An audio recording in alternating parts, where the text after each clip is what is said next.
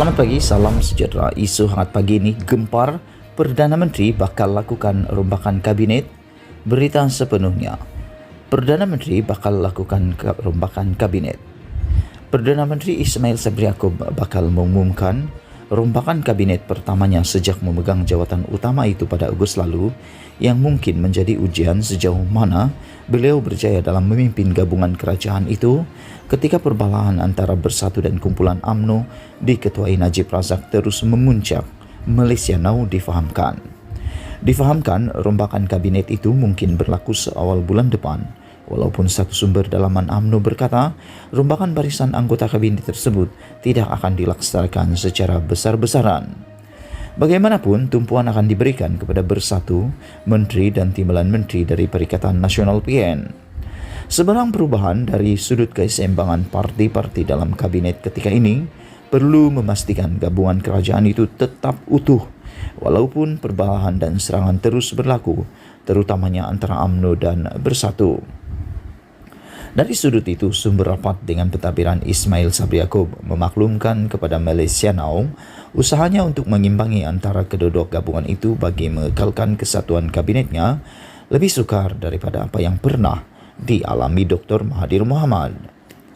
Dalam kes Mahathir, wujud perbalahan yang berterusan antara Bersatu dan PKR. Namun semua itu didiamkan walaupun kesatuan yang ditunjukkan itu terbukti tidak kekal lama. Bagi Ismail pula, beliau perlu berdepan dengan pimpinan partinya yang berterusan, menyerang menteri-menteri yang ada dalam kabinet beliau. Kemenangan UMNO di Melaka baru-baru ini menyebabkan tekanan semakin hebat terhadap Ismail untuk mengenepikan sekaligus meletakkan menteri-menteri dari PN ke jawatan yang lebih rendah, kata sumber itu. Baru-baru ini, Najib melancarkan serangan terbuka terhadap Menteri Keuangan Tengku Zafrul Abdul Aziz ketika bekas Perdana Menteri itu meningkatkan kesaan supaya kerajaan membenarkan pengeluaran caruman kumpulan wang simpanan pekerja KWSP. Usahlah dengar nasihat Menteri Keuangan ketinggalan zaman PN, kata Najib. Akan tetapi, mengenepikan parti-parti selain UMNO adalah tindakan bunuh diri bagi Ismail ketika lebih 50 ahli Parlimen PN adalah antara yang menyokong dan sekaligus memastikan beliau memegang jawatan Perdana Menteri. Satu sumber mengatakan walaupun Ismail menjadi Perdana Menteri secara kebetulan, beliau sedar kesan politik jika dilihat cenderung bersama atau bersekutu dengan Najib. Setakat ini, beliau berjaya tunjukkan dirinya tidak dengar apa yang diperkatakan bosku, kata sumber itu, merujuk gelaran yang digunakan Najib. Beliau juga hanya berikan peranan kecil kepada Najib sebagai penasihat ekonomi.